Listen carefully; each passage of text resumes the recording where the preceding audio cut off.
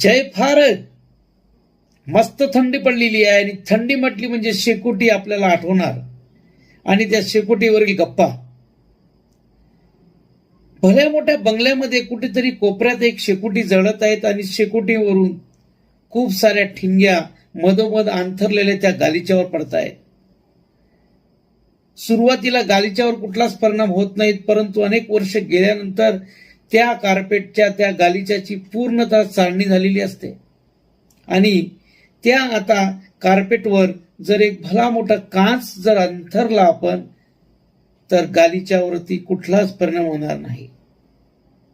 त्याचप्रमाणे त्या ठिणगीप्रमाणे आपल्या शरीरावरती फ्री रॅडिकल्स, त्याला मराठीमध्ये आपण म्हणूया मुक्ताणूंचा वर्षाव खूप मोठ्या प्रमाणावरती होत असतो आणि आपल्या शरीरात भलं मोठं युद्ध जमते अँटीऑक्सिडंट्स आणि फ्री रॅडिकल्स. तर आपल्या शरीरामध्ये फ्री रॅडिकलची संख्या खूप मोठ्या प्रमाणावरती तयार होते आणि अँटीऑक्सिडंटची संख्या कमी कमी व्हायला लागते. तर आपल्याला गरज आहे अँटीऑक्सिडंट वाढवण्याची. त्याचे सोर्सेस कच्च्या भाज्या आणि फळे तर आहेतच, परंतु आपण किती खातो हे आपल्यालाच माहिती आहे. परंतु ह्या ठिकाणी आपल्या शरीरामध्ये जो 70% जो भाग पाण्याचा आहे, त्या पाण्यामध्ये आपल्याला अँटीऑक्सिडंट आहे की नाही आहे हे सुद्धा माहिती नाही आहे.